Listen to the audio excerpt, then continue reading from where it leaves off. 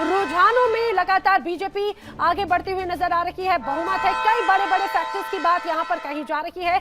अब दिल्ली से लेकर पश्चिम बंगाल तक जश्न का माहौल है देश भर में।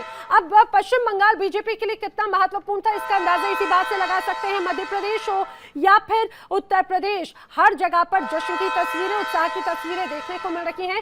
फिलहाल 12 बजे के अगर मैं आंकड़ों की बात करूं तो लगातार बीजेपी बढ़त बनाए हुए है और कुछ कुछ जगहों पे कांटे की टक्कर नजर आती है। और अब तो कांग्रेस के लिए सबसे बड़ा झटका पश्चिम बंगाल में है, क्योंकि अभी तक कई जगहों पर अलग अलग राउंड की काउंटिंग में कांग्रेस को बढ़त मिल रही थी, खाता खुला था, लेकिन अब वो खाता भी एक बार फिर से क्लोज हो चुका है।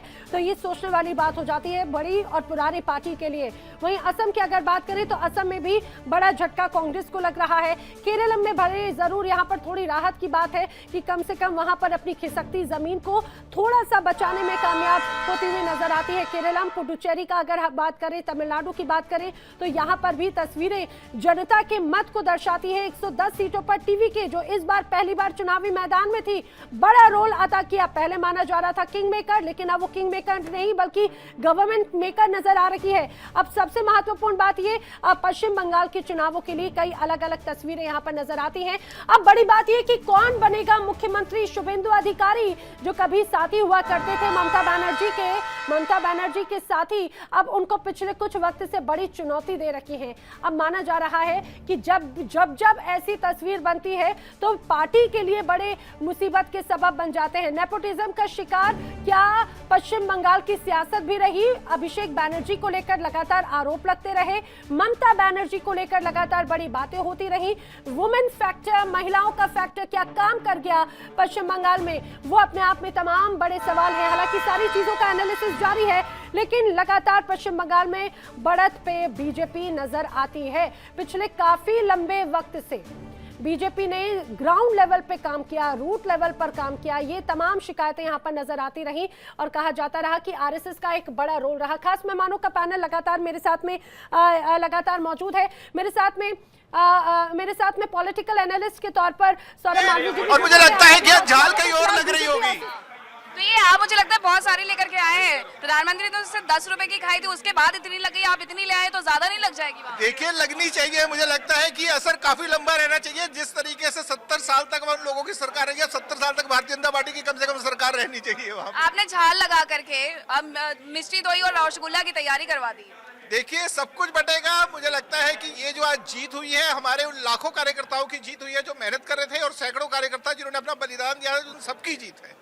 तो चलिए, ये भी एक सिंबॉलिक तैयारी है जो उनकी तरफ से की गई है। ये बीजेपी के नेता हैं जिनकी तरफ से बताया गया है कि झाल मुड़ी को लेकर के क्योंकि खूब चर्चा हुई, तमाम चर्चा हुई, तो ऐसे में बीजेपी मुख्यालय के अंदर, एक बार फिर से मैं आपको तस्वीरें दिखा देती हूँ, बीजेपी मुख्यालय के अंदर झाल मुड़ी बांटने का कार्यक्रम चल रहा है। यहाँ पर कार्यकर्ता पहुंचे हुए हैं, नेता पहुंचे हुए हैं जो झाल मुड़ी खा करके, झाल मुड़ी खाने के बाद तैयारी मिश्री दोई और रसगुल्ला की कर रहे हैं कि इस जीत को उस तरीके से भी सेलिब्रेट किया जाए। लेकिन झाल मुड़ी कहीं ना कहीं तरकारी पर इस दौरान नैना भारी पड़ गई है और उसी का जश्न यहाँ पर मनाया जा रहा है। देखिए, झाल मुड़ी की चर्चा बहुत ज्यादा रही और अब वही झाल मुड़ी शायद बीजेपी के लिए बड़ी लकी भी साबित हुई है। सौरभ मालवीय जी, बहुत स्वागत है आपका इस पूरी चर्चा में। ये जो पूरे परिणाम हैं, खासतौर से पश्चिम बंगाल, तो अब देखिए 180 के पार जा चुका है ये आंकड़ा। ये बड़ा चौंकाने वाला है क्या बीजेपी के लिए और टीएमसी के लिए, दोनों के लिए? देखिए नैना जी, लंबे समय तक ममता बनर्जी का शासन में रहना और केंद्र के साथ लगातार गतिरोध, विरोध के साथ बने रहना, तो जब कांग्रेस वहां से गई और लेफ्ट गए तो ममता से बड़ी उम्मीद थी, और महिला मुख्यमंत्री होने के नाते ममता बनर्जी को बहुत वहां की जनता ने प्यार दुलार दिया और बहुत ही सर माथे पे रखा, बड़ी उम्मीद थी। लेकिन एक सीधी सीधी बात होती है कि लंबे समय तक सत्ता में रहने पर जनता के उन अपेक्षाओं पर खरा नहीं उतरने पर एंटी इनकम्बेंसी का मामला आता ही है। इस पूरे चुनाव में एंटी इनकम्बेंसी का मामला तो था ही था, लेकिन जो टीएमसी का के भीतर की गुटबाजी थी और ममता बनर्जी को एंटी गठबंधन ने केंद्र की राजनीति की तरफ बढ़ा दिया। तो यह चुनाव ममता बनर्जी के लिए करो या मरो की स्थिति था, या तो रहेंगी या तो जाएंगी। यदि बच जाती तो अच्छा सौरभ जी, एक और बात हमेशा से चर्चा होती रही, पश्चिम बंगाल के जब जब चुनाव हुए उसमें बड़े कभी हिंसा नजर आई, कभी कुछ नजर आई। इस बार के चुनावों में वो तस्वीर काफी जुदा रही। और दूसरी बात ये कहा जा रहा है कि पश्चिम बंगाल में या बीजेपी के लिए जो सबसे बड़ी ताकत होती है उसका खासतौर से कार्यकर्ता होता है रूट लेवल पर, और उसमें आरएसएस की बड़ी भूमिका होती है। तो क्या पश्चिम बंगाल में ये दोनों फैक्टर काम करके गए हैं?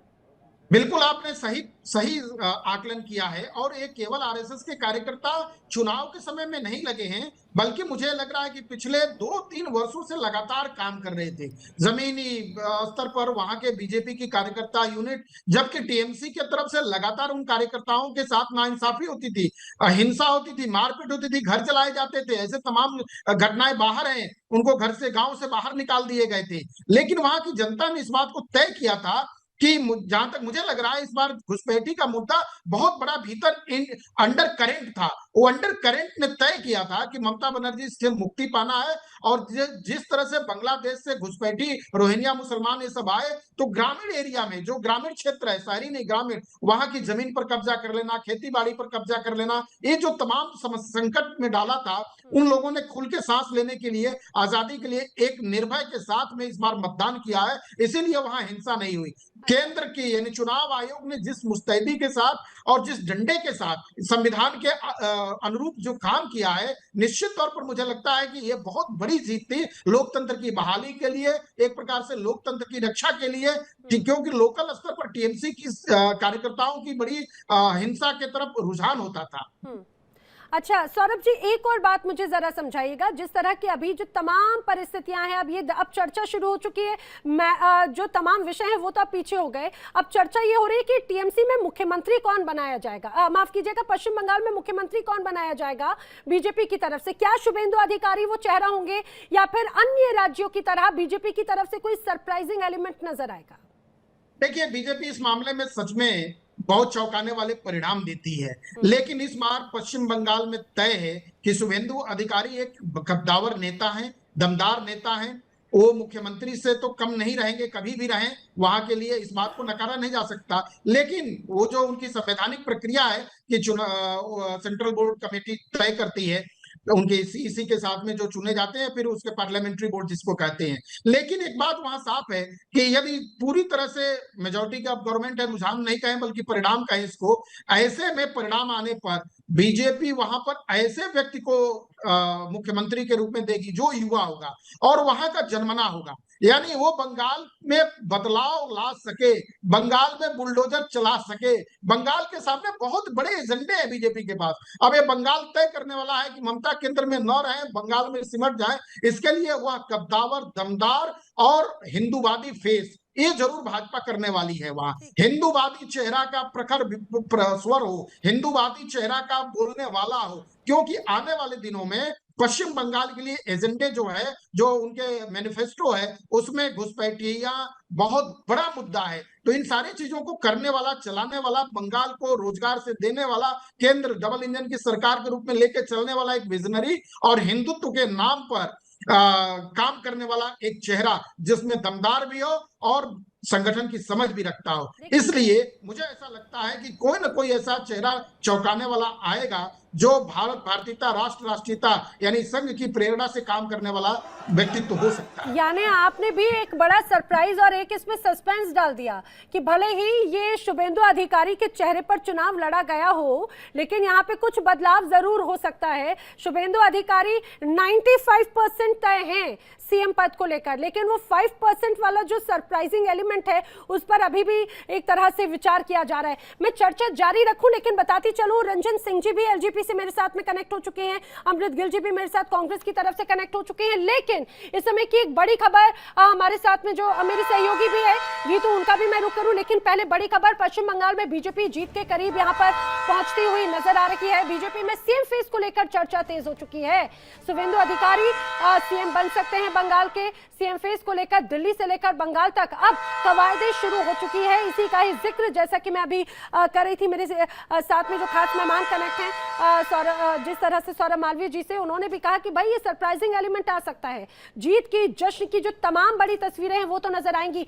जिस तरह से सौरभ मालवीय जी, मैं जानती हूँ आप बड़े लिमिटेड वक्त के लिए हैं मेरे साथ में, लेकिन मुझे ये जरूर समझाइएगा कि अभी तक जो एक परिपाटी, एक अलग तरह की परंपरा पश्चिम बंगाल की सियासत में नजर आती रही है, क्या अब बीजेपी जब कमान संभालेगी तो पश्चिम बंगाल की सियासत की तस्वीर भी बदलेगी क्या?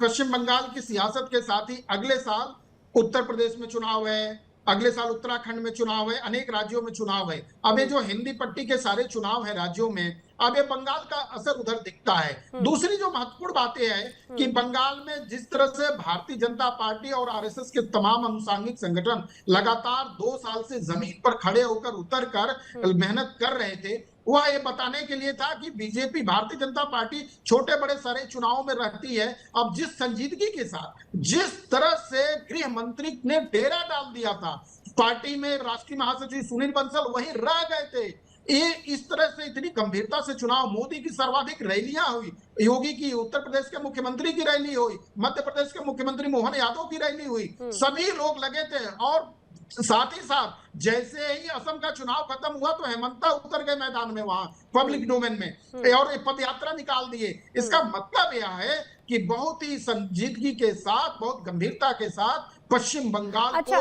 इस बार जी पश्चिम बंगाल को इस बार भारतीय जनता पार्टी ने चुनाव लड़ी है, इसलिए लड़ी है कि यह मैसेज के हिसाब से भारतीय जनता पार्टी की सरकार होने जा रही है पश्चिम बंगाल में रामराज आ गया।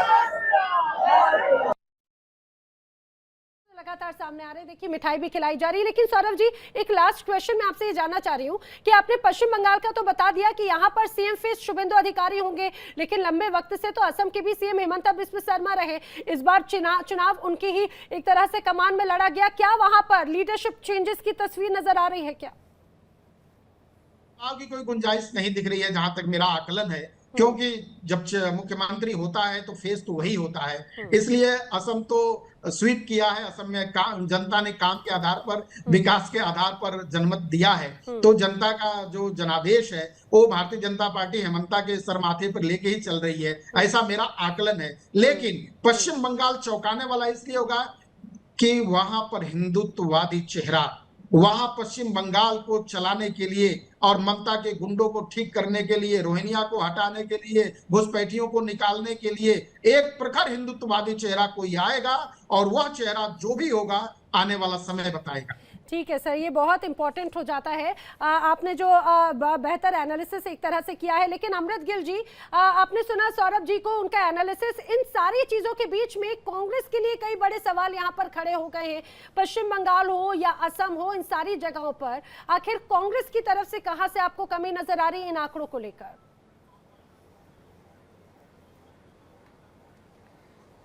देखिए, अभी तो जैसे नतीजे आ रहे हैं, असम की बात करें, और असम में हमने पहले भी कहा है कि किस तरीके से डीलिमिटेशन हुई है, बीजेपी ने की है अपने को फ़ायदा देने के लिए, तो उनको उसका बेनिफिट हो रहा है, और इलेक्शन कमीशन भी उन्हीं के अकॉर्डिंग चलता है, तो इसमें कोई ज़्यादा सरप्राइज़ वाली बात नहीं है। और वेस्ट बंगाल में कांग्रेस के पास कुछ खोने को नहीं था, हमारा 0 कैंडिडेट एमएलए था वहाँ पे, तो हम तो अपनी जो सियासी जमीन कांग्रेस की कहीं ना कहीं जो भाई एक मिनट लाइव जा रहा है, कम से कम चेक तो लें दो यार, क्या कहेंगे, लाइव जा रहा है।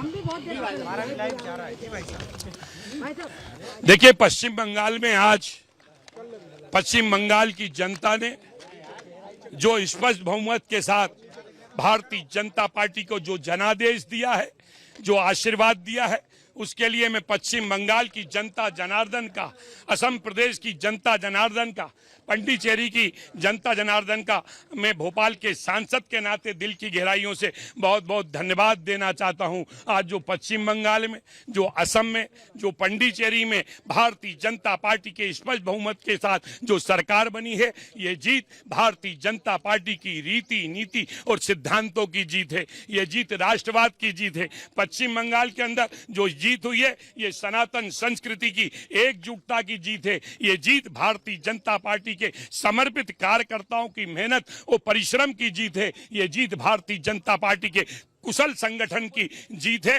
देखिए इंडिया डेली 24/7 अब आपके स्मार्ट टीवी पर। इंडिया डेली मौजूद है सभी डिजिटल प्लेटफॉर्म पर लाइव और लगातार। इंडिया डेली 24/7 हर दिन राष्ट्र को समर्पित।